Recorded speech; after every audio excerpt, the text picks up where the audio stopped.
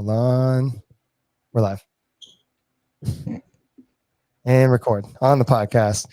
Feed the Good Wolf podcast. You can find us on Spotify and iTunes.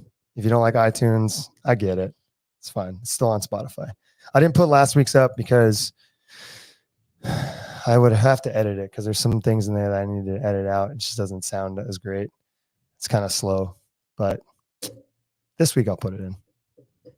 And then we got this week's live. We're going to talk about training environment and attitudes / narratives that you might tell yourself.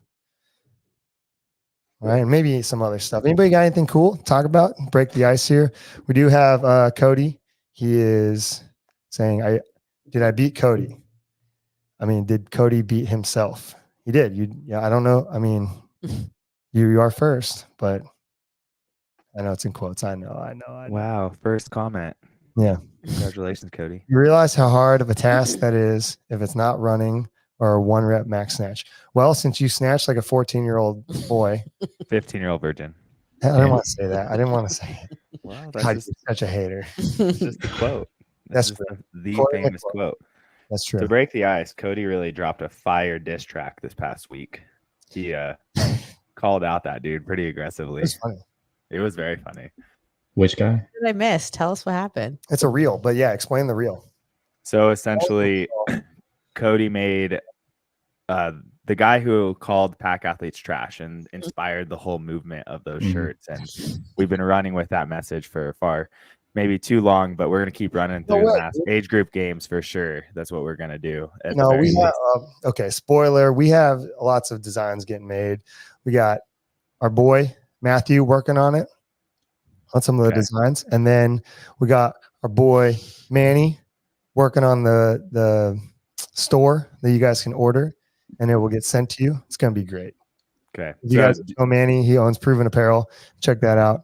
Buy some stuff. Support him. But yeah, go ahead, Harley. I'm sorry for cutting you off. You brought up good points. Very good points. So that shirt Todd's wearing right there was inspired by some dude on the internet who talked trash to Todd. That's sort of the Sparks Notes version of it.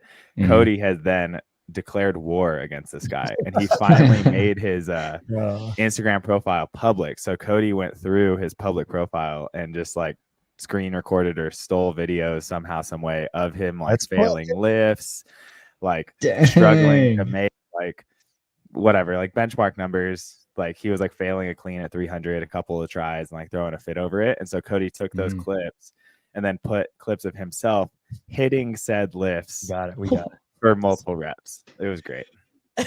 Oh, we're gonna go for it, dude. Oh, look at this fifth. This is him. This is the guy who said we're trash. 220. Couldn't do it. Got scared. Not like he actually was. Here's Cody. Oh my god, this is awesome. At the end of a workout. I don't even know if this is at the end of a workout. He might be lying. This is the best thing I've seen. Look at him, a double. Oh, he's going for 2. He's going for 2. Oh my gosh, look at him go. Oh, guys, screaming like a little kid trying for a 300. How did I miss this guy. Yeah, but we're trash out here, you know? Look at this. He goes again. I didn't know he tried it twice. Ooh, mashed potatoes. Here's Cody. Boom, strong boy. 300. Oh, right up the bottom. Dang. He's going back on it again. Doubles? Workout. Doubles? Come on. You better not miss that. Oh. Let's go. That's it. Goes for the triple. 3. He's going for 3. 300. Go for a triple, dog. Oh, it should have been touch and go. What a little boy. Damn. Know, man.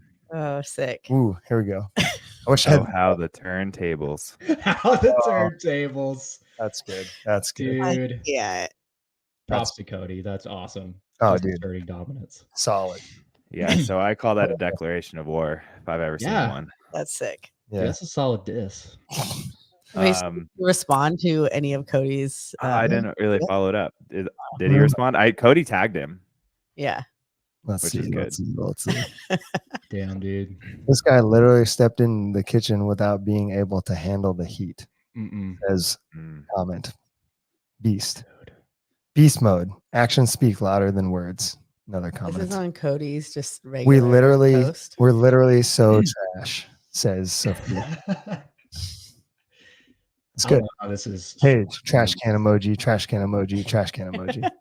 That's so good. Oh, there it is. Buy shirt. Well- I'm so pumped after this.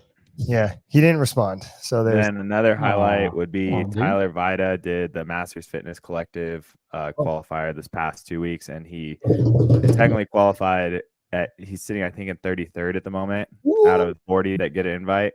I think it's top Okay. 40 go to RX, and then there's like an elite division in the top 10 or something like that. yeah, whatever. So he gets to go to RX potentially if he decides to go. Those are the same divisions, dude. I know. Those guys are so fit.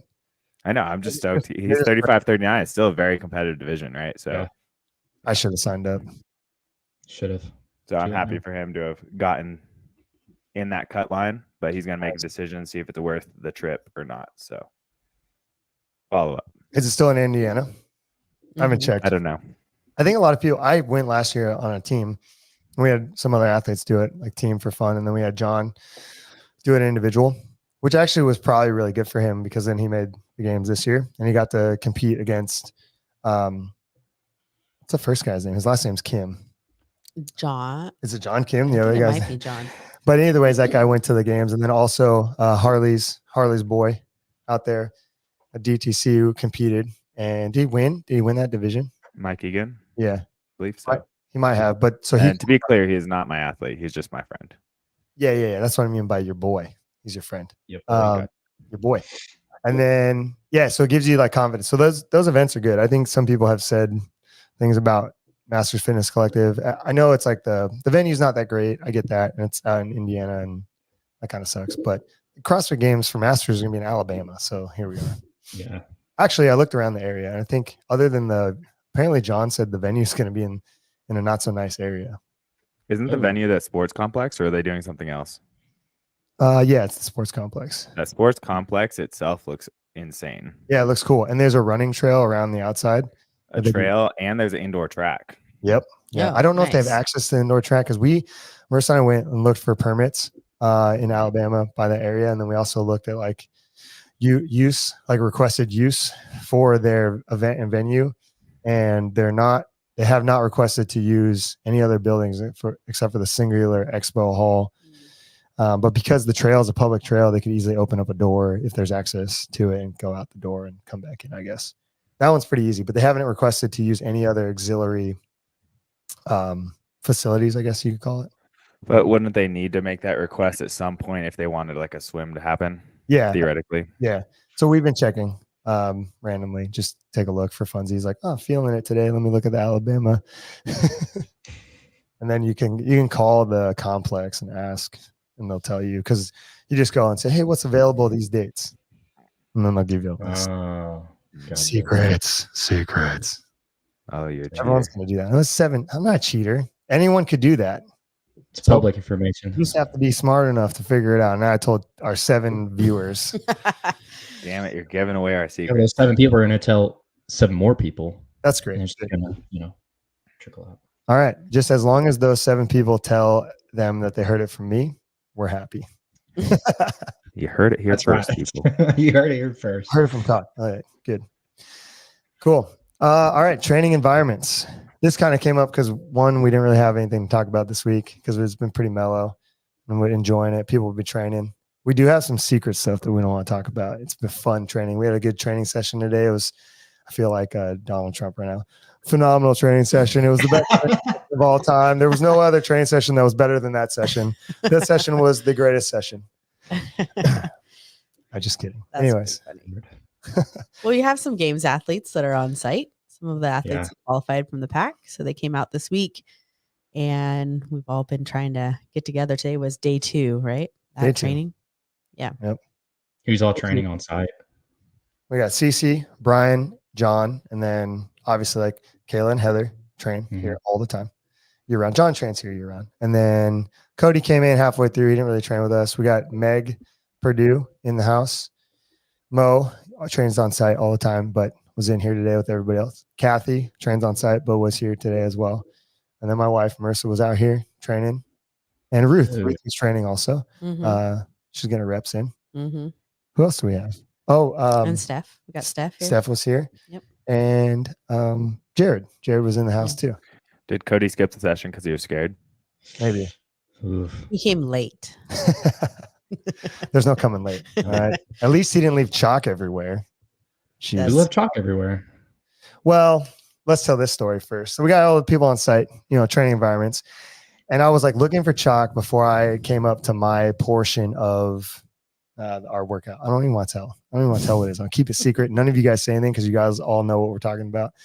It's the secret training structures that we send out to you guys that we're going to just capitalize and make our athletes so good. And if you would like to know what these are, you can sign up with the pack. We have one-on-one coaches and you can do a consult and we get you going. Anyways, go into my portion and walk over. I'm like, where's all the chalk? Kayla's got like because we got the Rogue chalk bins. And I was like, there's no chalk over here. They got 2 bins over there. I go over there. There's no chalk in the bins. And I'm like, where's the chalk? And they're sitting on the J cups. Don't do this. I hate that people do it. I get it. It's more convenient. On the J cup. I get it. The chalk goes in the bin. Okay. Goes in the Rogue bin. You can get the Rogue bins. You could use a Yeti cooler. Some people use that. That's a very expensive chalk bin. That is a very expensive. You can use the $5 Home Depot buckets. I don't recommend that because they look real tacky. So if your gym's using those, maybe just buy them for Christmas. Some little Rogue bins where the chalk goes. Really nice. But anyways, they put the chalk on the J cups. And then I was telling them, hey, Kayla, don't put this here. And then she leaves the chalk on the J cup. I can't believe it. Training environments, leaving the chalk on the J cup. You want to know the worst thing I've ever found on a J cup? Chewed gum. Yeah, bro. I was so fucking mad. Excuse my language, but I was so angry. Disgusting. Yeah. Imagine placing a barbell onto that. Oh, like no one's putting anything on that, or just even have to cleaning that up in general. Well, yeah, but it would get in there. Who's going to clean that up? It would be the The guys who work there. Me. Yeah. And Heather. Oh my God.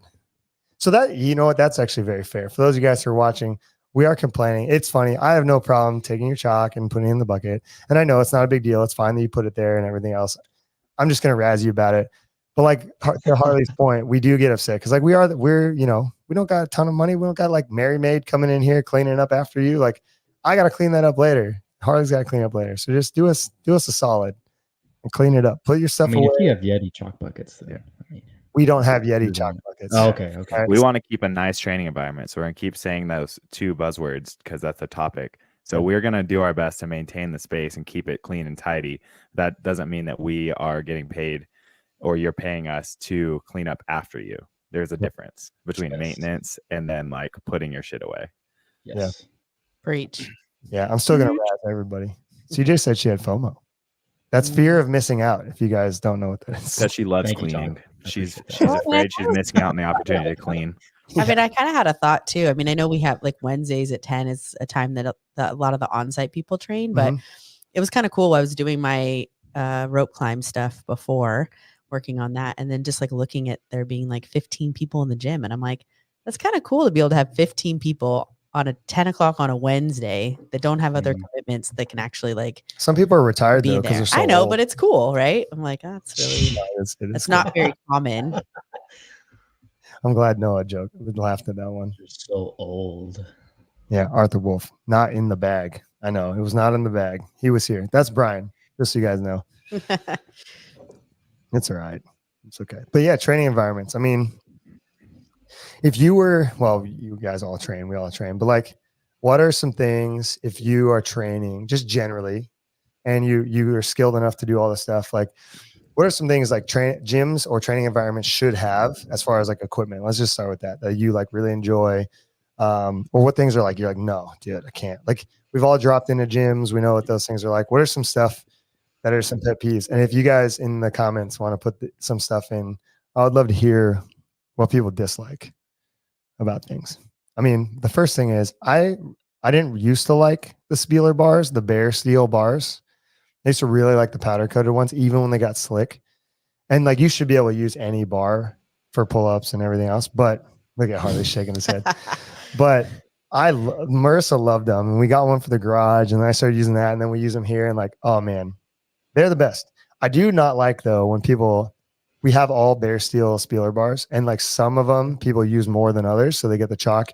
And unless you tear, and bleed on the bar, I don't really clean them too often because it does create a lot of grip, which people like. And so then if you do tear on them, it sucks because then I take off all that stuff. I brush it, clean it all up. So then it's like basically It's back. like it's like a cast iron. You gotta keep it seasoned. Yeah, exactly. But they are the best and Mhm. very sticky. But I do hate that everyone is like, this bar is better than this bar. I'm like, they're the same bar. Look on Rogue's website. That's the only pet peeve I have is when people say that. I'm like, you should use that one more. Like, there's not people using it. Like, use that bar more. But I really do like the Bear Steel bars. I think that's really good. That's what I'll say. I have some more. I'll keep going. So Let's someone go round table. Heather, I was You're gonna say next. my like pet peeve is when people don't know that like the J hooks, like the outside part Oh. should go on the outside of the upright. Like Yes. and people switch them all the time. You have two lefts on like one station, and I'm like, how does this happen? I literally feel like I walk around and I switch the J hooks all the time so that the Mhm.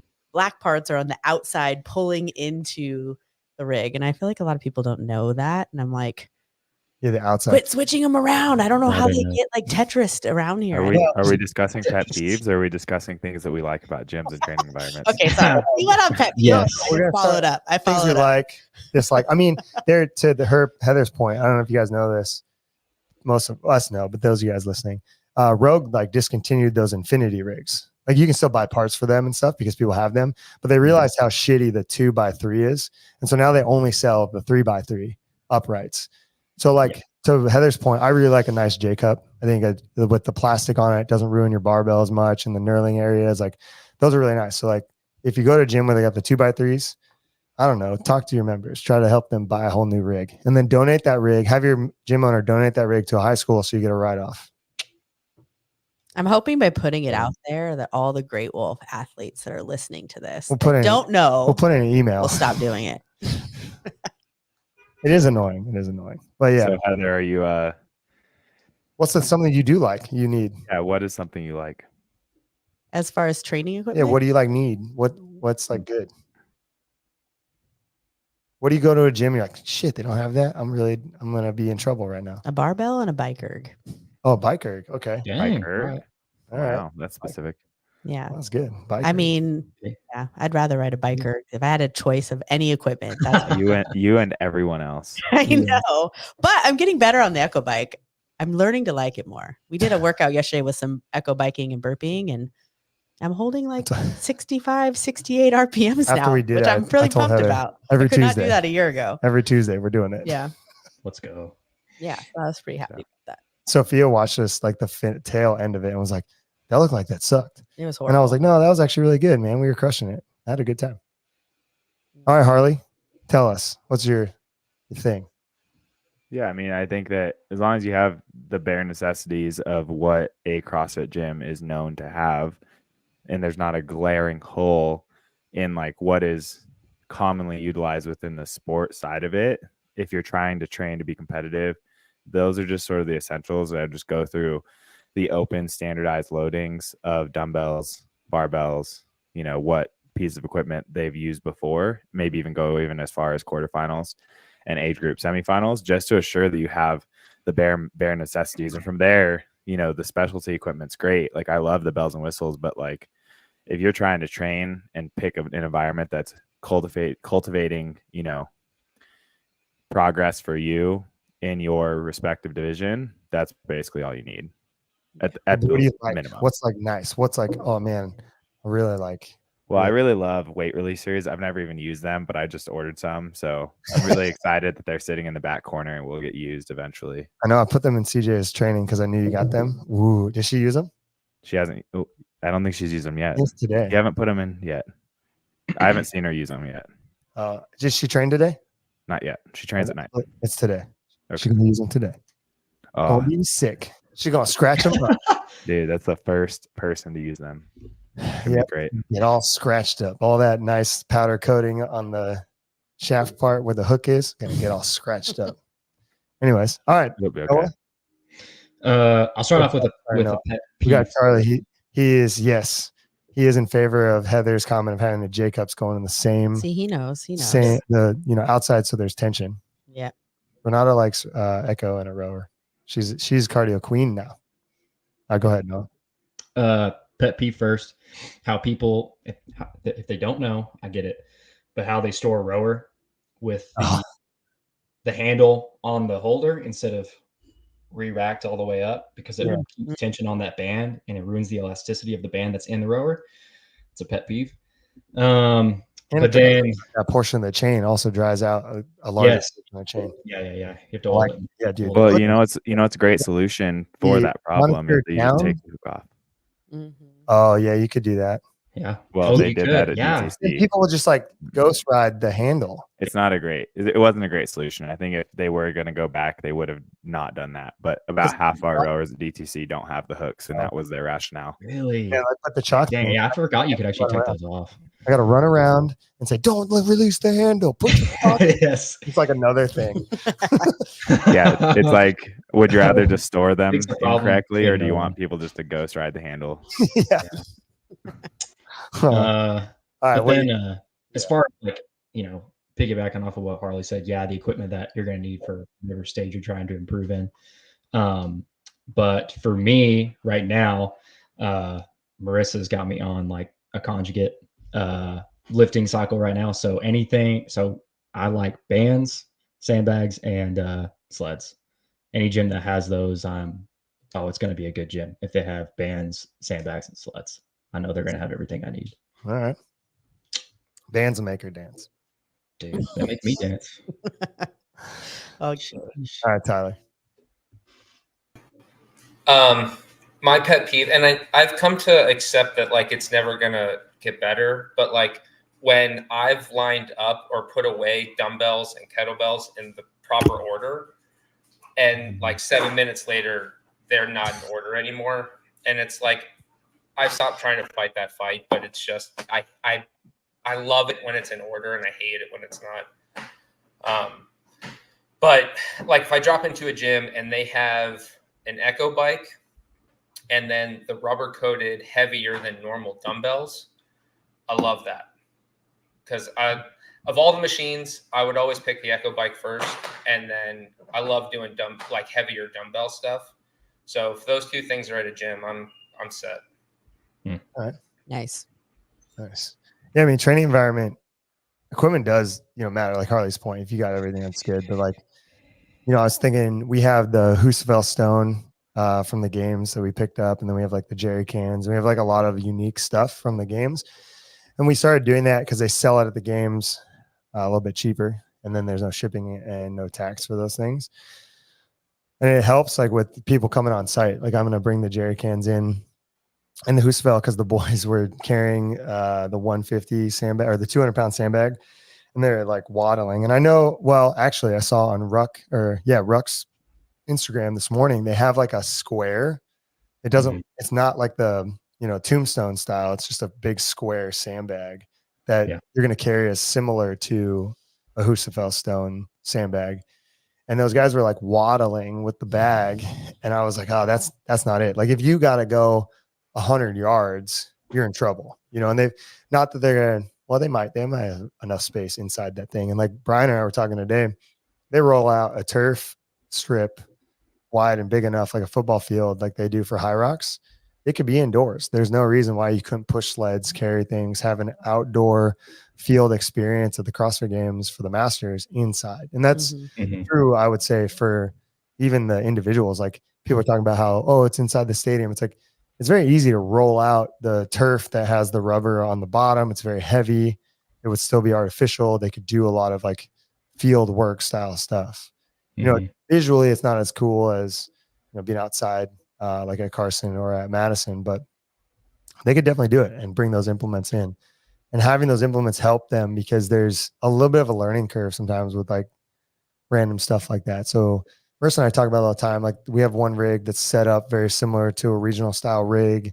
It just allows transitions and you can gameplay those things. It's good for qualifiers. Like, so yeah, the way you train equipment wise definitely does, I think, matter. And it can impact like your schedule, everything else too. And just like having a normal CrossFit gym, yeah, sure, you can get away with it. But I think these facilities like Training Think Tank, who sets things up, Our Place, HWPO, like and we're going to try and level up what we have here. I think that can create a better training environment, just ease of use. Like I have some athletes who are one-on-one that go to like 3 different gyms because they don't have the things they need. They don't have a pegboard. They don't have the 14-foot or 15-foot rope. So they don't have this, they don't have that. It's like, oh man. Because even long straps, like if you want to compete at Wodapalooza, they're going to always have those long straps. Even at the games, you get to the games, they're going to have the long straps for ring muscle ups. Like you're not going to practice on those. They're different, and then you complain and whatever else. Like we got Brian, he brought a piece of turf, which was really nice because we've been pushing sleds on the gravel and the chipped up concrete. And man, it was so much fun today pushing the sled and reverse walking the sled on that turf. Hopefully it doesn't go anywhere and no one takes it because we just got it outside in the back. But it's good. Yeah, that could be a huge effect. Do you guys think like there is value in that or there's not? Or like I think there's a ton of value in that. Like I went with the minimalist sort of description of what cultivates a positive training environment, but I'm fortunate to be coaching and training at a gym that has lots of bells and whistles. And if the gym didn't have it, like I buy it for myself. So like I bought a dog sled with a long 100-foot rope that Rogue sells so that I could have a consistent setup and do hand over hand sled drags and pushes. And we have sandbags from hundreds all the way up to 225. Like we have ski erg, air runners, bike ergs, echo bikes, rowers, like the works, Yeah. And so I didn't want to be like, well, that's like a necessity to make a positive training environment. It's like, no, it's not. They're truly the bells and whistles, and I'm fortunate to have them. And like, I think that you guys are fortunate to have someone like Todd to push that quality of space higher and higher. So that is what I think all gyms who have a competitive environment should be striving towards. We should be trying to level up what accessibility the members and the competitors have access to. And that's because it's positive, but it's not realistic for most. And that's why people like Todd referenced have to go to different facilities, have to go, change their environment all the time just to have access to, the various pieces of equipment and tools that they want. Yeah. I do want to say on training environment, but like I was thinking about that when you were talking that, yeah, we're pushing it, but like for competitors makes it very easy, but for GPP people like you, because you have that stuff, you can create a lot of variation, like let's just take squatting, for example, in training for members. Back squats, great. Standing bike erg, if you have enough bike ergs, also leg driven movement, heavy dumbbells for lunges, like Tyler's saying, sled pushes outside. You can get a lot of knee flexion, hip flexion, heavy weighted variation and do a progression. You also have to be in charge of the programming where you could do back squats 1 week. Week 2, you could do heavy lunges. You could do biker sprints standing on 10. You could do sled pushes and then come back to the back squat. And that goes to the CrossFit variation of that's their progression. I wouldn't recommend it if you're like looking for linear gains and you want to improve the back squat. But if you just want to have hip and knee flexion and build some strength, you're going to have enough variation there and people are going to have a good time. And those are all into the same, tree of leg strength as long as you program it appropriately. But having those pieces of equipment and tools, I wish we could grow bigger where we could have more variation for our members.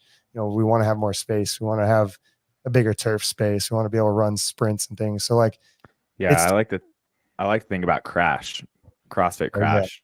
Dude, their gym is set up basically like a 6-lane competition floor in 3 different areas of the gym. And he has basically 6 of everything, 6 dog sleds, 6 sets of ropes for hand over hand pulling, 6, yokes, 6 farmer handle sets. Like he has every sandbag you could ever want so that he can run that in his class. Like his GPP programming is so versatile. It's so high level. Square footage of their gym? About 10,000 probably. Okay. Well, I think that's also like a factor too, because it's like, a huge factor.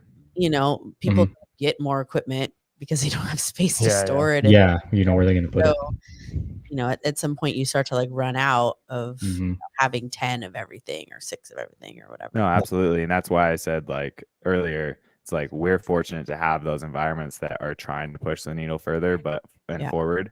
But the reality is a lot of spaces don't have that. So the best training environment though is the Yeti coolers for chalk buckets. Josh man. for his Yeti cooler. He's gonna He's put chalk in He's it. gonna use it in his garage Dang, dude. Yeah, because why you got not? two twins, man. You can't be putting drinks in the Yeti cooler because you gotta stay woke and awake. You can't be falling asleep because you get too drunk. No, it's all the bottles. No, he doesn't have any. Yeah, Can't bottle. even carry a cooler around. You Yeah. can put other His drinks arms in are beer full and of a Yeti. twins. No, you can't. You gotta use chalk, dude. They got two kids to watch now. His Great. arms are full of babies. He can't carry a cooler around. That's true. Yep. He needs a cooler backpack. True. All right, for training environment, Yes. the next piece of training environment would be the people. I mean, I think coaching staff, that's a big one. If you're lucky enough to be, and Harley and I both experienced this, like Harley more so than me, spent a ton of time, almost 2 years at Train Think Tank, right? Off and on, but yeah, probably about 2 years total. And we spent time at Invictus when we were in California. We've tried to create training environments of that caliber. Like I've always looked at other training environments, always wanted to try and like go to new things. Like now that Hard Work Pays Off has something, it's exclusive. You can't like get and go and watch, but I'd always want to just like go and watch and see like how they run things and what happens. But like, yeah, coaching staff for training environments, then the people and like who's in there. I think that has a huge effect on how good you can get, and with that, like because Harley, you've tried to get something going a little bit on the weekends and it's tough because you got a lot of different people. If you guys were in that type of training environment, how would you cultivate that? Or if you're listening to this and you want to be a part of a training environment, you want to start your own training environment like that, what would be like the first step? What do you think would be helpful to get people on board with that? Other than the coaching staff, because obviously that's a big one. But if you're just a general member, talk to your coaching staff first and say, hey, I want to do this thing. That would be good. Communicate early and often. But then once you get, because like Noah, you're coming in and I know you're coaching a guy that goes to the gym near you. Mhm. And that's like you're kind of building that training environment. Like what goes into that? So what I have to do is essentially, because I've tried to do that in other gyms, like you said, and it didn't work out because a lot of the going back to coaches, they weren't all on the same page as far as what was going down. And so one, communicating with the staff that's there on site, who I used to coach for. And they're like, yeah, this is great. This is awesome. And so it kind of, once everyone's on the same page, it kind of gives that ability for it to grow as well. Not just have that one person in that environment or that one session. It could build to 2 to 3 to 4. And then once you have that, then it's this group of like-minded people at this time that are pushing for a goal that then they can hold each other accountable.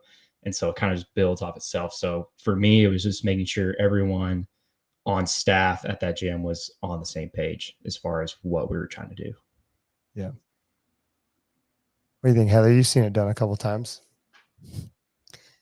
Yeah, I mean, I think it's really important too. Like one of the things that I really enjoy about what you guys do here on site, and you guys did this in California, and a big reason why, I moved across the country to come back out and be in this environment, coaching and It's as like days to like today. yeah, well, like as an athlete and as a coach, right? Like it's really easy to, like at our gym in California, it was like, but when you guys were still out there, it was like you were cultivating this environment of like-minded athletes and coaches, and they'd come in and sure, we'd have like individualized stuff and things that we're doing, but then there's also like a time where everyone kind of came together, and you would like, specifically on Saturdays, it wasn't so much during the week, but like on Saturdays where everyone came in, we're going to do the same workout. We're going to, do whatever together and actually race each other, chase each other, and like get that stimulus by just like having other people to train with.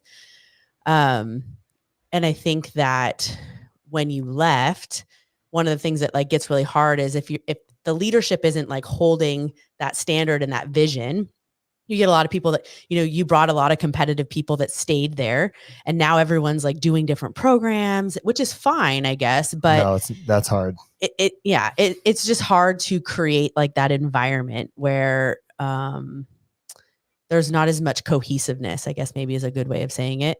Everyone's kind of just doing their own thing. They're trying to vie for space. Like they're in the ways of classes, and it just became like really chaos, and it was really hard.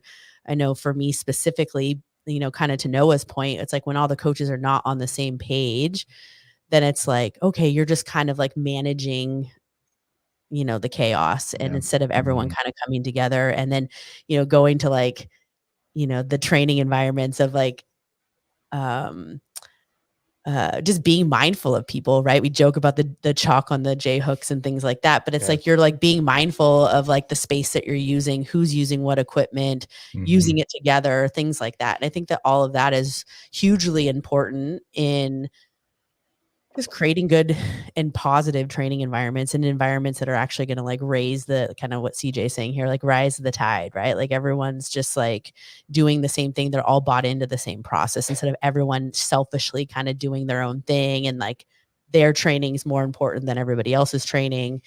Yeah. Yeah. Yeah. I mean, I have a hard time with that because generally I want everybody to have a good time. Right. There's a few problems like there because like we do have most of the time, and I joke and I give people a hard time. I'm like, because the individual athletes will come in and be like, well, what do you have today? What do you have today? I have this. And like, and they try to like sometimes, try to figure out sometimes like, oh, we're doing the same thing. And I'm like, that's not the same thing. Yeah. And I get mad, but it's just more of like, and I'm aware that I get mad. I'm aware I bite people's head off sometime, but it's to your point. Like there's certain things like the chalk thing, not really a problem, but it could be a problem. So I'd rather make jokes about stuff, but then people be like, oh, okay, like I shouldn't put the chalk there, or I shouldn't do this, or like, yeah, we are doing individualized training. And if I buddy up with you and do the wrong thing, that's going to hurt my progression. And the only reason why he's saying something is because he wants me to progress. I want to progress. That's why I'm here. And he's now being that accountability that I don't want to hear. And like, sure, delivery is important. I've worked on that, and I'm aware that my delivery is not great all the time, most of the time, but I get put in a hard spot. And I think that's the hardest thing of like some of these training environments. You get put in a hard spot where like, if I don't say something, no one's going to say anything. And then it gets away from you and it just the threads just start coming off the spool, and there's nothing you can do, and it unravels very quickly. Yeah. And I have a hard time with that because I just want the best for most people. And I think the training environments, if like the people in the training environments, whoever's leading that environment, whether it's an athlete or a coach or the gym owner, could get on board with like, he's not personally, or she, depending on who they are not personally attacking me, and step back for a second and go, all right, like CJ's saying, rising tides floats all boats. It's like, this person wants this to work really well, and they want it to work forever. And they want us all to work together and get better and use synergy off each other. And I think like, yeah, the people in the environment need to understand that and build themselves that way. So then they're okay with like, shit, like today, this is going to get kind of messed up, or like, oh, I got yelled at today, but water rolls off the back of a duck. Be like a duck and let it happen, because that helps. But you think about like how, like even like today's session, right? Like I'm not going to like go into details, but you like, don't tell them the secret. I'm not, but it's like we had 10, 12 athletes on site. Everyone showed up at the same time. And I'm, doing one thing, Kayla's doing another thing, John and Brian are doing something else, Cece's over here doing something else. But like, flow wise, right? Like everyone's kind of working on their thing. And then everyone's able to kind of come together and then do the last piece together and, train together, chase each other down, like use that opportunity to like work with other like athletes. And I think that it's like, I was just kind of like looking at it and like getting a little bit like nostalgic about it. Cause I'm like, dang, like she has glassy eyes. She was tearing up. No, I just mean like, those are like the environments that are so rare. Like it's so rare because you really need to have like that really good leadership and coaches that are just on board with that to be able athletes to got to buy in. Well, to cultivate that kind of environment, and I know you mirror that off really well, like what TTT does, but I think that a lot of gyms miss the mark because they have a lot of competitors, which, we have a lot of competitors too, but they come in and they're just like doing whatever, and they're all doing their own thing, and it just becomes chaos, and so it's really cool to be in an environment where it's cultivated, but it works well, and everyone can get what they need out of the session, and then everyone's respectful of the space, the people they're training with, and wanting people to get better, which is great. They're not just about themselves. Yeah, we do have a rule. And I feel bad when we talk to people through emails because it's hard to explain through an email when they want to come in and join the gym. We do have a lot of people ask for like open gym because we have open gym. But we have a rule because we all, like, Noah coaches people hybrid style, Tyler coaches people hybrid style remotely within our gym. They're members of our gym. They get coached by you guys. Same thing with Harley. There's people in the gym that get coached by all these coaches that are remote, and we watch over them and help them out, and we give the other coaches feedback if possible and when we can, and then we give the athletes feedback, help them out on site. And because of that, and it's our livelihood and our jobs, and we really enjoy it, and we're professionals, we don't allow people to come in and do HWPO, Proven, Mayhem, any of these other programs, or something you found on Instagram. And it's hard because I don't want to say that like our programming is the best program. It's like, we believe it is, but we also know that there are other good programs. But then I got to draw a line in the sand, because like what Heather's saying is like, it needs to be cohesive. It needs to be understanding that we're all together. And if you're doing HWPO, it ends up being like my favorite, I'm going to pick on Heather. My favorite football team is the 49ers, and my favorite football team is the Green Bay Packers. And then you create these divisions because people have fanfare for these training companies, which is what it is. And you could just do our program and be part of our community and our group. And I think that's really important. I do see training environments where people either all do hard work pays off, or they all do training think tanks blog, or they all do. And I think that's valuable. I think, if you don't have a coach on staff, or if you have a one-on-one coach and you're in that environment, and then you have people come into the environment, you should just convince those people or tell them like, just be with my coach that's in this environment. Well, and I think that's like, I know it's like really hard to have those conversations and explain to people from the outside, like why you do it that way. But it seems like once they actually come in and they see what people are doing, they see the training environment, they see all of that, they get bought in really easily, right? Because they ultimately, at the end of the day, they just want to get better, right? And they just need some guidance, and they need people to actually teach them that there's more than one way to get better. It doesn't have to be HWPO or Proven or whatever the thing is that they're doing. I'm gonna tell you right now, though, I'm better than HWPO and Proven blog. But I'm just saying, like, I think that's like a lot of other spaces, right? Because what we uniquely do is we have all, 5 of us who can write individualized programming, who can write hybrid programming, who can work with people online. Like, we don't have to default to these other programs, and a lot of other gyms don't have coaches that are just writing program design. So they're just like, okay, well, we're going to use HWPO as our competitor's track, or we're going to whatever. Right. And so they don't have the capability necessarily to be like, well, we have 6 great coaches who already do this, and there's no reason for you to have to do HWPO or whatever program, because we can actually write that individual to you. And Todd's, writing all the programming for the classes and all the, accessory and the additional stuff and the competitor extra work, so, and because he's working it's not just for competitors. Well, I just mean like if they want to do more, right? Like beyond like the class. I just don't want anybody who's watching this from our gym to think that the extra credit's for competitors. It's for all of you. It's for everybody. For sure. You have a body, you can do it. But then it's also like Todd gets to write programming, like coaching and watching people all day long, and he's writing programs for you, the people that are in this gym, right? It's not like he can actually bias it to the things that you guys need, which is cool. Yeah. But if you guys don't have that, like, I think everyone doing one program would be good. Or if you're all doing individualized, and then a couple times a week you're doing your conditioning together, it creates that synergy in that environment that everyone can get better. But yeah, to your point today, I was like, man, this workout came from my brain. That's crazy to think about. I was like watching, doing the workout with everybody. And Brian everyone was dying, and he was like, I just made this up, and it was great.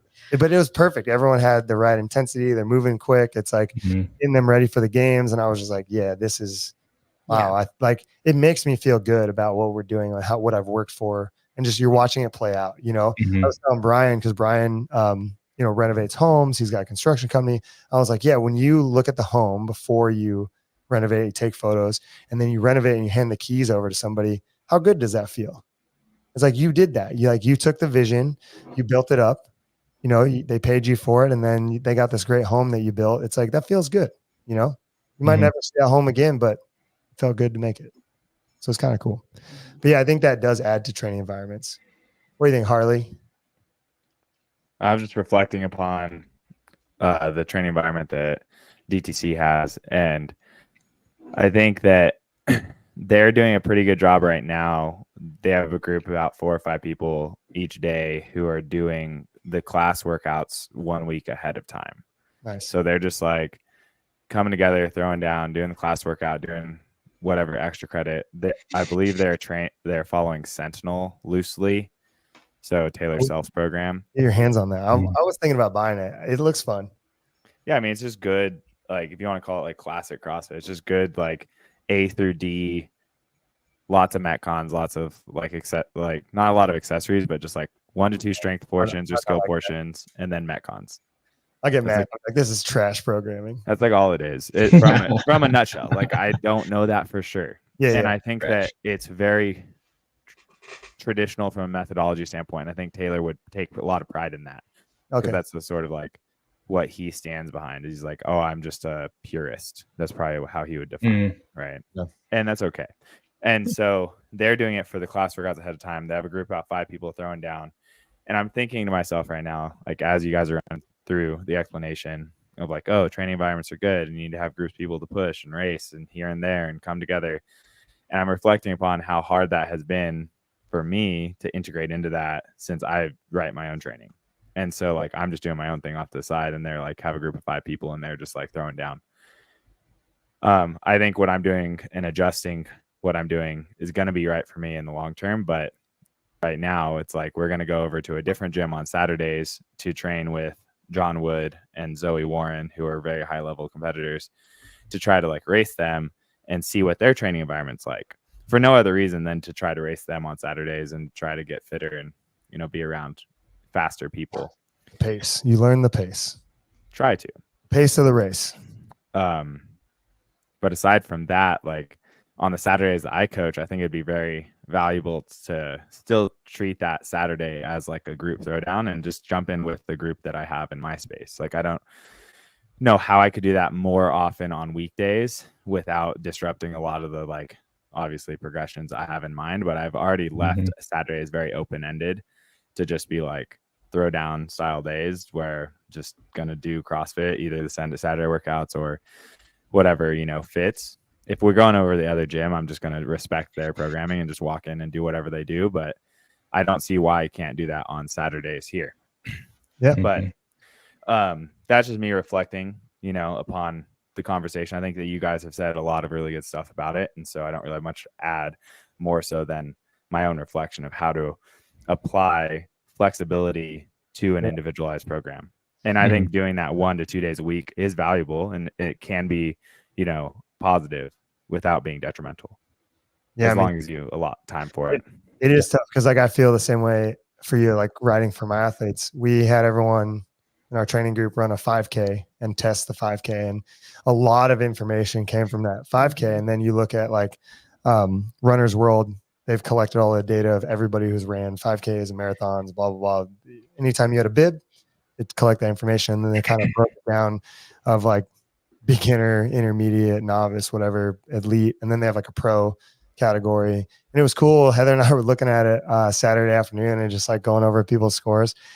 And like, it's tough because you look at that singular thing. And I know we do a mixed modal sport, but you just look at that singular thing and think about the aerobic capacity. And it's like, man, some people never need to do any aerobic stuff, and some people really need to do aerobic stuff. And when you look at that, you're like, oh man, okay. Like, you know, you miss a day because you're training with a group. You got to weigh that benefit, you know? And I think if you're a pretty balanced athlete and you don't have, like, a lot of our GPP members, the community is great. And we talk about this. And recently we've been trying to do what I'm going to call adaptive training in our environment, where the first portion, it's like a press. And then they have 3 choices of the press, similar like the level method, if you guys are familiar with that. It's tough to do. We're going to see how it goes. It's not going very well right now, but maybe it just needs some time. And it's hard because you do need that. There's so many people on so many different spots. And like, that's what you're alluding to, is like when you do need an individualized training program. Everyone should actually be on one. I understand like time, money, everything else, you know, there's a community aspect. And that's why we're talking about training environments, because you can fill that community aspect void that you feel like you're not going to get because you're on one-on-one training. You can fill that void with community, even though you're on one-on-one training. But everyone does need one-on-one training, because that's Harley's fear inside as an athlete and someone who wants to progress, is that he's going to miss out on that progression. Because you will miss out on that progression. There's no doubt about that. But you're weighing out where's, the cost analysis of that. Is it more beneficial for you to be with that group and train and do whatever they're doing? And, because we're doing physical stuff and it's hard physical stuff, wreck your body, quote unquote, and then try to come into Monday. Cause I even got a text from Paige, who's also going to go train, and she trained last week. And I got a text from her about this weekend session. And she's like, "What? I don't want to ruin my squat progression," cause she needs strength. And I don't want to ruin my squat progression for Monday because of this training. And it's like, for her, the value though of the race with Zoe and John is greater than ruining the squat progression. And all I do is I shift things. So she's in constant communication with me. She communicates ahead of time and we build that out. And but it's a balance, right? And that does affect the training environment too. Cause if you have people who really need one thing, but they want to train with the group, they could become, I don't want to say a bad egg, but you could end up down the road, them getting upset and creating a hostile environment because they're mad that they're not doing this with that person or this person or the group or whatever. And then they're also mad because they're not getting better at their training. And it's like, you have to massage those things, whether you're an athlete in that training environment, trying to build that environment, or you're the coach or you're the gym owner, and really sit people down. And sometimes people don't want to have, conversations about that. And CJ's comment too here, alluding to similar things in the similar vein of no weird competitive vibes or being threatened by another competitor in the group. That's hard to do too, right? Because you get people, we're on the West and the East, and you're in your own little region, and everywhere in the world this happens. If you're really trying to shoot for semifinals of the CrossFit Games, there is that attitude and narrative in your mind, because we can segue into this stuff of you could create a huge problem with yourself and somebody else, but it starts with you. As far as come in, you're not looking at the value of training with somebody. Let's say they're in your same age group. You're an age group athlete and they're the same age group, same sex, same age group. That's going to create a problem. You're in the same region. That's going to create a problem right out the gate. And because there's a instant scarcity mindset around, well, they're going to take my spot. And that may be true, but there's also a lot of spots to be taken. And that's where you need to shift it. So the narrative you're telling yourself out the gate is, well, they're my competitor. They're going to take my spot, especially if you're 1 and 2 every day, going back and forth in training, or you change the narrative of no, it's us versus them. Yeah. Because there is whatever 40 spots, or there's whatever 30 spots, whatever it is. There's so much that's just hugely valuable to really understand that. You look at what Laura Horvath and Gabby Megala or whatever, right? They train every day together and they're 1-2 all the time. And I think they probably Gabby's dating her brother, but gives you an advantage. Whatever. But they you still have to still train together every day, right? Yeah, no, I'm joking. Yeah. And so, but that's hugely important. And I think that that's something that athletes really need to understand, where it's working and training together and pushing each other. That's what's going to get you better, and trying to get you both in, at the end of the day. And I think that if you're focusing so much on they're going to take my spot, and you're right, that could happen. Well, I think it's the instant thought. Yeah. Do you guys disagree? I think I think most people instantly think when they come in, well, that person's my competitor. I think that's where people's minds go right away. Yeah, that's where they start. Yeah. But they need either coaching staff or a coach to kind of give them a little bit of wisdom that y'all have, of course, talking about it right now. That I don't know. What? You don't know what? I don't know, man. I think maybe it's just I'm just used to being in that, or had been in that environment where there's a lot of really high level people in the room, and maybe TTT just did a good job of not making it weird. I know that there was stories about how it was really weird one year, but I think they learned from that and straightened it out. But I don't think that a lot of people look at it that way year round or instantly. Maybe when the pressure's on and it's actually happening, but Are you saying the culture itself didn't look like that, or it from a individual perspective? I don't think anyone in the environment looked at another person and was like, they're going to take my spot, so therefore I'm going to be catty, mean, or unwelcoming. Everyone was just no, we're all gonna get better. We're all gonna get fitter. But again, to that point, that's cultivated from the top. Yeah. Right. That's cultivated by Max and all those guys, not tolerating that, like, almost like, I don't want to say selfishness, but like that me environment instead of the we environment. Mm-hmm. Right. So that's why I'm saying maybe I'm wrong, and I've only been exposed to relatively positive environments, but I don't know if that's people's gut reaction all the time. Maybe I'm just naive, and that's okay. Well, I think there's space for both narratives. I think it is happening. Well, that's the point. Yeah. Your narratives. That's the point of this Yeah. conversation. Yeah. I think I'm just speaking from like my own experience from like whenever I was super competitive when I was back in college, and the gym I worked out back then did not have that environment set up from the top. It was like kill or be killed. You're going to be at the top or you're a piece of shit. And so, yeah, it was very toxic.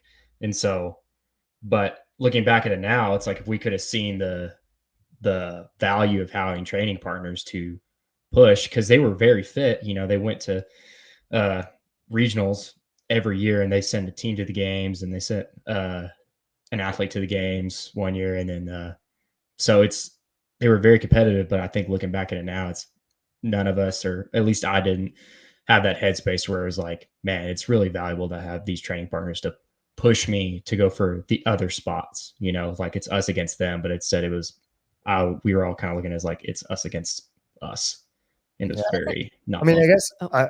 I don't disagree with Harley. I just think a little bit like you look at Hattie, who talked about training with Kelly Baker recently, and talked about how like they're racing all the time, and like they love training with each other, and they learned a lot, but it got super stressful, and she moved away from Texas. Hattie did, to train on her own because it was too much. And I can't speak to any. I just know what she said on the Clydesdale podcast. And there are other athletes that say a similar thing. And there's like Tia, who wanted a male training partner because then there was nothing, you know, and like to Heather's point, there's other people who like Laura Horvath and Gabby train together. So like, I don't know. It'd be interesting. I don't know how truthful people would be, because that's a hard thing to say. Of like, yeah, I came into this environment, I was threatened by this person, and I was upset. Like, no one's going to have enough awareness or enough stoicism to come in and be honest about, you know, that. But well, I think people's psychology around sport is very different too, right? Like we have a lot of athletes, or not a lot, but there are some athletes, right, where they're just, you've said it to me, Todd, where they're just like, I lost today, so I just I'm not worth, like, blah, I lost, whatever. And it's like, I know me as an athlete, like I don't like hang on like, oh, I lost today, and I put my worth in that. And so I think like the psychology of that, I think sometimes like people just get really, like they let it like weigh on them way too much. And I think there's also what I was going to say earlier is like are you the type of athlete that's constantly chasing, like not being the best athlete in the room, you know, or are you the athlete that's like, I got to be the top dog in the room? Because if you're the one that's like, I got to be the top dog in the room, like you're probably the selfish, worried about people taking your spot. Because if you want to get better, you always need to be putting yourselves in environments where everyone's better than you. And I've seen that happen myself. I mean, 2016 when we trained in California, that's what Harley's about to do. I trained, and that's why Paige and Harley and all of them are going and training with those people, because they need to be with people that are better than them to pull them up, no matter what the training is. I do want to put a caveat on that. What? Harley, Paige, and the other athletes going have earned the right to go train with those people. Just want to put that out there. Like, don't listen to this. Don't think like, oh, I want to get better, so I'm gonna go train with these. No, like Harley's been to semifinals, individual and team, and he went to sanctionals team. Like same thing with CJ and Paige. Like, so you earn your right to go and do those things. Don't think like you could just show up. Yeah, absolutely. And I mean, I joke all the time, right? Like Kayla and I are in the same division, and I'm like, she beats me every day, every single day. And she's like, I don't. No, I don't. I'm like, yes, you literally beat me every single day.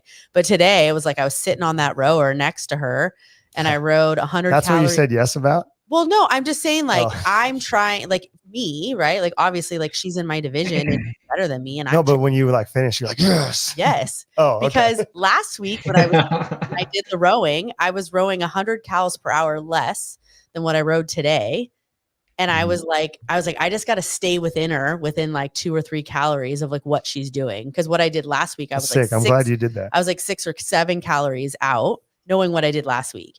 And so I'm like, okay, like I got to just hold this like a little bit hotter pace and close the gap, even though there was like a time constraint. But like in my mind, I'm like, I just got to Well, no, like, it's work capacity. yeah, like I got to get Yeah. where she's at and get closer. And I'm not going to do that, you know, now, but like over time, like trying to get myself incrementally closer to her. And that's what I'm thinking about. And I'm sitting back on the row and I'm looking at like what her pace is. And I'm like, God damn it. But that's insane. Like being the athlete that's chasing that instead of being the athlete that's like, God damn it. Like whatever, like I lost chopping it today. up. Yeah. Yeah. Chopping it up to Well, that's- whatever it's reason. interesting because that's just like the narrative thing. It's like you're just telling that story. You're Yeah. creating a narrative like, well, I lost today, I suck. Yeah. And it's like, well, you could shift that of like, I did a lot of work today. It wasn't the best that I want, and here's what I want. That's a very different thing than like, I lost this workout. Because every time you do that, you're saying I lost, you're going to end up thinking that you're a loser. That's just where it goes. Mhm. And like, Mhm. work is a super powerful thing. I think there's so many people, selling sports psychology and everything else that are correct. Like if you can change someone's narrative around how they think about themselves and then they get better performance, they'll start thinking about others better and it'll level themselves up and the people around them. But if you're like constantly around somebody who can't pull themselves out of the rut, stop saying they lost, change how they speak around things, how they speak around others. And that's huge in a training environment. Like there are people that sometimes I need to like talk to and sit down. Like you just can't talk like that. Like it just hurts everybody around you. Mhm. Mhm. It's just a hard process, but like it changes a lot of things, and I was looking at something the other day. I forget what it was from. There's a couple things. I was reading a poem that I really enjoyed, but there's another thing that I was reading about how people right now don't take compliments very well. And it kind of stuck with me because they give it a lot of examples. And Brian today told me, like, he was like, you got me to the CrossFit Games. And I like, that's a hard compliment to take.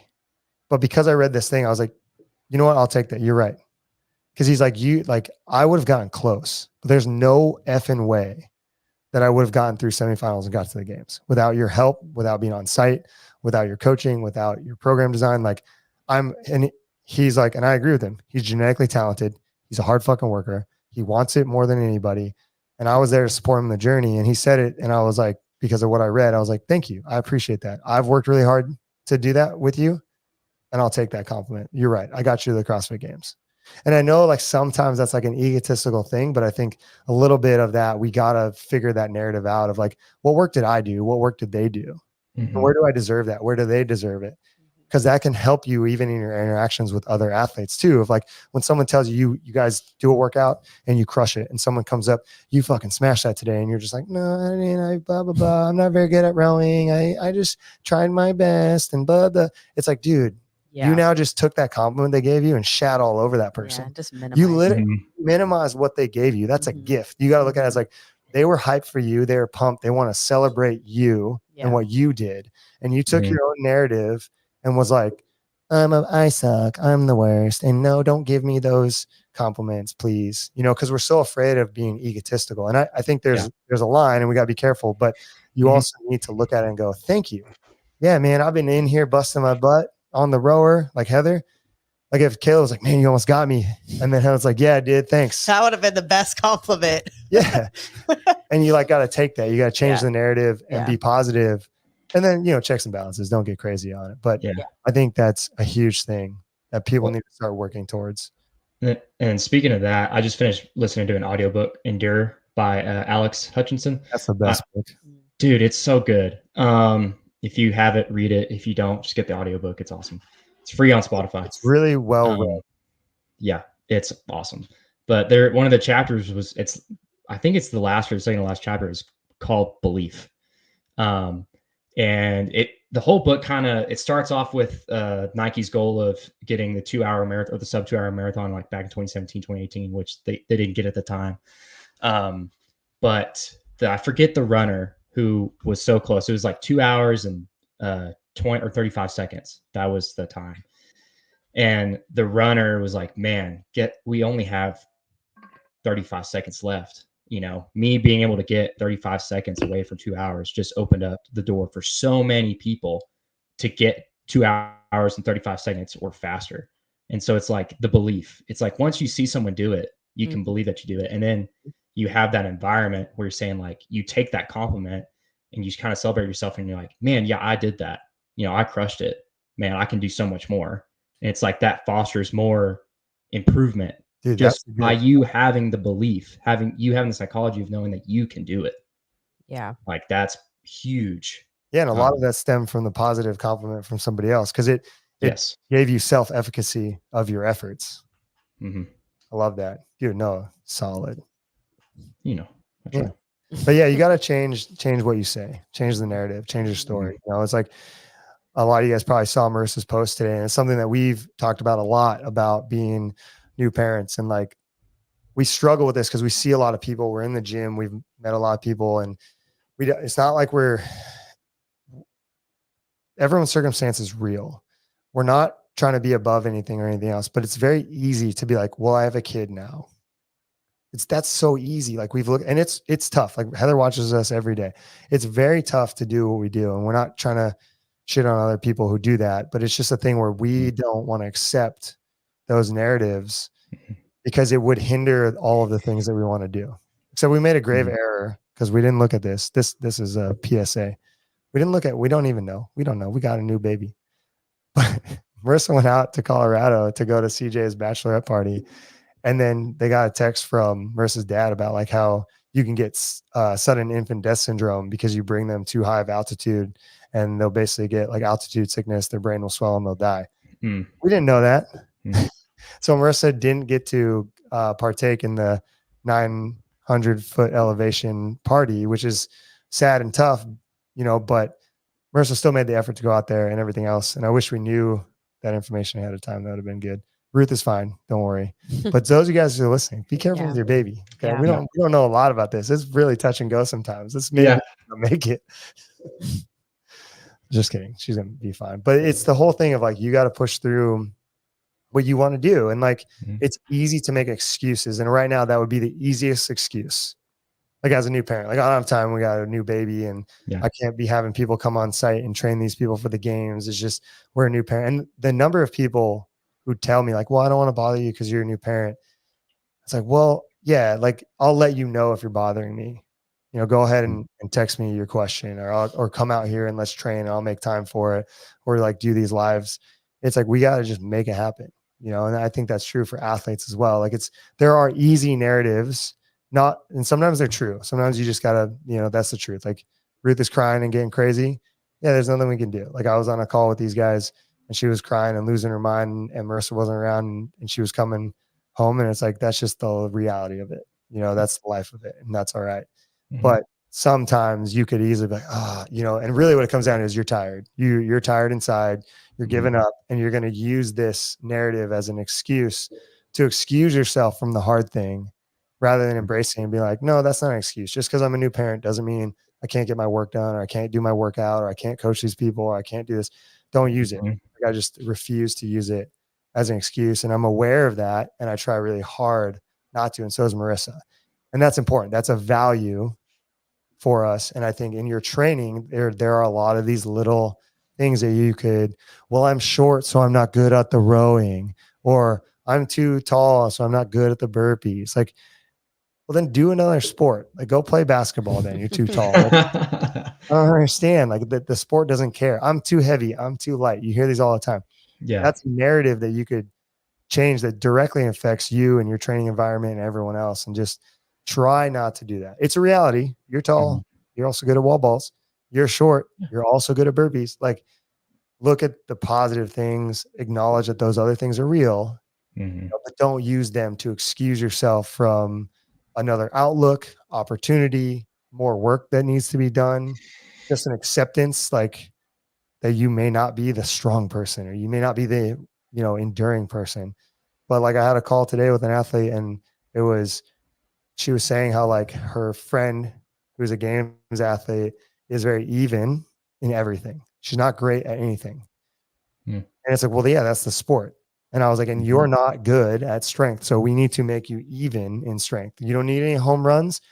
just to do what you want to do, you need to raise that deficit Mhm. so that you can achieve the thing you want. And then, yeah, like once that deficit is raised to a caliber that we can do the thing, then yeah, let's go get some home runs and we'll go back to your endurance and like leverage off what's already naturally inherent for you and just Mhm. build on that. But if you sit back all the time, you're like, I'm not the strong person. I'm not the strong person. Then Yeah. yeah, you're probably never going to be the strong person. Like, Yeah.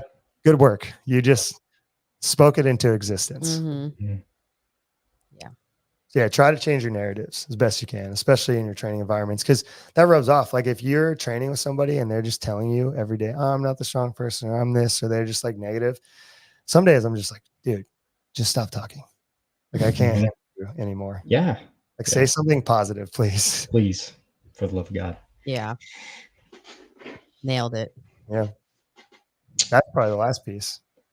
Realize that if you are in a training environment and getting all of these benefits we talked about, that you can negatively impact the training environment. So try to respect that. Like respect that you're in an ecosystem that if you don't take self-responsibility, you could really hurt other people's goals and outcomes. Like you guys talked about people wanting the same goal and like achieving the same thing. And if you just don't understand your personal awareness of like what you're doing, who you are, how you're behaving, and try to fix those things or have conversation and communication about those things, like it could really hurt other people unknowingly, and then also hurt yourself in the long term because the coach or gym owner might kick you out. Like that's happened in the past. Like you may not have any friends. Like Well, there's a lot of no one things. wants to train or be around people who are downers all the time. Like who wants to do that? No, they suck the energy out of the place. Harley does. Harley loves downers. Look at his face. I am downer. He's the downer. Just Harley, If you don't know who it is, chances are it's probably you. oh man, it's the number of times I'm like, Harley, just say something nice about yourself. no, I'm fine. Gotta feed the good wolf. You know? We can dive into my reflections of my current state later. All right, good. You're a badass. I want to hear. When are you coming out to train? I know you're on the calendar, right? I heard. Oh, I'm coming out for the games prep camp. that's right. Oh, in July. Okay. Yeah, July. So I fly in July 14th, fly out the 19th to Baltimore, and then we'll be competing at MetCon Rush in Maryland on Nice. the 20th and 21st. Nice. Sick. I'm Indeed. fine. Everything's fine. That's definitely me. I'm fine. That's definitely me. I'm fine. This is fine. Everything's fine. Yeah, this is fun. That's funny. All right, guys, that was good. Work on your training environments, work on yourself, change your narratives. That'll help you be better. And then it also help us as coaches. Like we want to work on you as a human. It makes you a better athlete. Like there's so many organizations who have said that way before us, and not just coaching organizations, but I'm pretty sure Peter Tia said it. If you like that podcast, you know, Harley's smiling. I just read a comment. Oh, this one? Yeah. That's correct. My My breathing mechanics. Harley this morning. That's okay. See? That's a fine example. I can't breathe up. No, well, here's the thing. You have an attitude and you have a What's the choice. You can feel negative and be a victim and be like, I have shitty breathing mechanics. I can't breathe, so I can't do anything about this. Or you can take that, find out where you're struggling, and try to implement something that's going to be productive. So if you have something going on or it's a reoccurring issue, maybe have a conversation with your coach that they can lead you to an answer or just talk you off the ledge. Maybe you're totally fine. And either way, it's your attitude about it is either you're a victim or you're going to have you're either going to be a victim, identify as that thing, or you're going to embrace a growth mindset, try to make a change, try to be productive, try to work towards whatever you want to become. Yeah. Yeah, dude. I do that in running. Oh my God. I was running today. I was like, oh, fuck, I'm running too fast. I can't handle this. I'm dying. I suck. You're so bad. You're breathing too hard. And then I was like, stop, relax. You're fine. And then everyone's fine. He changed my narrative. Yep. I literally was freaking out though. And I was like, Heather's probably behind me somewhere. No, I'll come running back. Here comes the hippo. Did you Okay, call just Heather a hippo? Dude. For context. This is a public forum. You realize that, right? Listen. I don't care if it's German endearment. That looks real bad. Do you know how fast hippos run on land? real fast. That's why they're Oh, deadly. dude, how fast? I don't know. 19 miles an hour. I God was gonna give him dang. like 30, dude. I was gonna give him a That's lot still- faster than 19 that. miles an hour is fast, dude. That's Dude, fast. yeah. Yeah, that she's is. fast. And then he threw out the Big Daddy quote, like the hip hop Hip-hop. anonymous. Damn you give him the easy ones. She died. It was good. Hip-Hop Anonymous. I Dude. was- Hip-hop. Oh, my man, Cody. If you wear the Airwave, it would help you relax more. Or I could just change. Cody, go put other hard things in your mouth. Oh, yeah. Oh, Damn. Damn. jeez. And I thought I was bad calling her a hippo. Although, Well, you know, there's a was diss this track a with her public name forum? coming now. Oh, dude, for Be sure. really bad. listen, intentionally, it wasn't a diss. Hippos are fast, and it was just a cool. See, this is like my autism. But my running is not fast. Your autism? It's Dude, getting I'm better, actually though. no. I've taken an autism test. I'm on like the spectrum. I'm further That's down. awesome. Anyway, That's we'll get into awesome. that. I am further down on the spectrum than most people. But anyways, because I knew this cool fact about hippos, I was like trying to give her a compliment. And like, yeah, you're, come on, let's be real. You're short and stubby, and you're just in like hippos. Guy. This guy. And we've talked about it. I coach you. We've talked about this. We're going to improve your running. We've changed the narrative. Now we're going to brace it. We're gonna Yeah, brace it. I'm running 3 days a week now. No Are you a bar. phenomenal swimmer, Heather? She actually is very good at swimming. Hippos are great swimmers. I don't know Dude, if you the know narrative that. just keep They Oh, spend a lot dang. of time in the full water. circle. This is good. I like this. This guy. It's a positive thing. All right. So running 3 days a week, ring muscle ups, rope climbs. Just that's where my life is. No barbells. To be clear, that Dude, I'm all Todd barbells has right now. worked. Todd has worked a lot on his delivery, guys. So I know earlier he said his delivery is not great sometimes, but I heard a story that he called CJ Tubby. Oh, He's like, yeah. you're gonna have that second cupcake, huh, Tubby? That was back in like 20, what, like 18, 19? yeah. I don't I know. regret So that one. if he hasn't That called you a was- hippo or Tubby yet, No, you're probably in that's his good That's his graces. way story. if that's his You're probably in his good graces. yeah. That's not. That's not the Yeah, moral of the see, CJ and I story. are like this. We That's you not know. That was a mean thing to say. I didn't know it was mean at the time, and I wasn't trying to be mean. And I fully regret that. But she did. She is fucking shredded now. So I got shit to say. All right. Hey, Yeah, CJ and and I at one point, Todd said I wasn't good enough to be That on was his true. team. That was so, true. That was true at the time. That was true. yep, And then I you worked hard and you proved us all wrong. Okay, don't do that. That one was true. Here, look at this hippo. Okay. Look at, Sweet. look at this guy. Look Gotta at watch Jackson. it. Jackson. Oh, look at him go. Dude, Dude, that thing cruising. moves. That's probably climb how a I rope, look. though? I run. That's Yeah, look at him. Look at him. Look at him go. Dude, Look at him go Anyways. built for speed. sick. Yeah, built for Sick. speed. at full speed.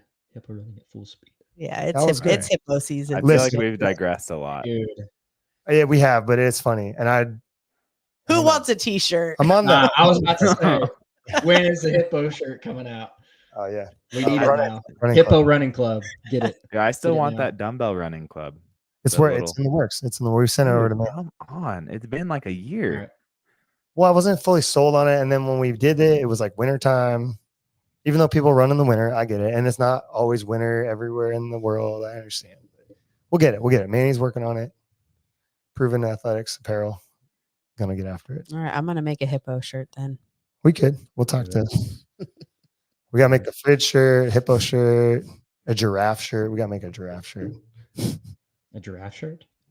Yeah, like I'm a giraffe, tall, long legs. Harley's lower body is a giraffe. His arms are giraffe like. No, I'm built like a monkey, dude. Yeah, there you go. CJ says Monkey abs shirt. are all thanks to my wife. That is true. Orangutan. They've all done the hard work, and CJ is chiseled out of stone. Yeah, If it you only ask took me, 10 it years. It's fine. No, it didn't take that long. I'm just kidding. But 'Cause all their CJ tough- is one of the most diligent and disciplined people when it comes to the details that I know. This is true. So This is true. All right, guys. Well, we no one digressed else. early. I'll have their hippo except for me. Don't fucking do it. Don't you dare. She's my Oh, friend, and I oh can my call her God. that. That's the brother Only I can call her it. over here. Exactly. Listen, to be honest, it was We bicker like siblings, it's fine. meant to be positive, and then I realized like Yeah, until I spit my food out at my computer screen when I realized they ran 50 miles an hour. Yeah, she was shocked. She was shocked. There's that. She was like, "Holy shit!" Oh my god, they're actually really fast. And now I need All right. Marissa to coach me in nutrition. Hippo season for next year. Cool. That's not why. I said Yeah. it. That's not why I said it. Just kidding. No, they're opposing factors, Marissa. Or one. Hippo- Hippo and fridge Interesting. season are opposing ideas. Why is that? Well, because fridge season is for the people who are tiny and don't, or are enduring and want to get strong. Got it. Apparently, hippo season is for people who need to climb ropes better and run more. Yes, yes, yes, yes. Okay, Who are strong and so I need to get a free. not fast. We're gonna take. No, I think the giraffe season fits that better than the hippo season because hippo just sounds way too aggressive. Like you're just calling someone a hippo. This is not good, dude. Doesn't sound good any way you All can. right, I messed up. Okay. I thought it was. All a good right, we thing. digress. We digress. I'm standing by 19 miles Literally. fast. I'm standing by it. Hey, All right. that's a fact. Like think about how fast an average like a person rides a bicycle. Like 23 miles an hour. You're really not Easy. like. Yeah, You're barely getting away from a hippo, dude. Definitely not getting away from a bear. yeah. On a No, bicycle, no. you're not getting away from a hippo. You gotta be I Lance Armstrong to get I away can get away from a hippo, dude. I can't. Where are we going? I can't outswim them, but I can out bicycle them. They can't ride a bike to save their lives. from. It's true. This is true. All right. All right. You're right, Harley. We digress, but it was funny. It's fun. All right, guys. That was good. Work on your training environments. If you guys have any questions about training environments, you could ask any one of us. We've all been in them. We try to cultivate them, make them better. Still learning as always and trying to make them better. Open for feedback if you guys have any suggestions on how to improve a training environment, because that is the gold standard. Because you can't just have people training in a silo. It doesn't work. Like as much as people think it does, you gotta build the places and have people able to train, and iron sharpens iron, all of those things. I like CJ's point about back when she said, not having people be acting all weird and competitive and stuff. Mhm. You got to fix that. So if you guys have anything, always send our way. Like and subscribe to our channel. We get a lot of views on this. We're thankful for you watching. People have enjoyed it. We enjoy it, and we'll keep doing it. We'll see you next week. Bye.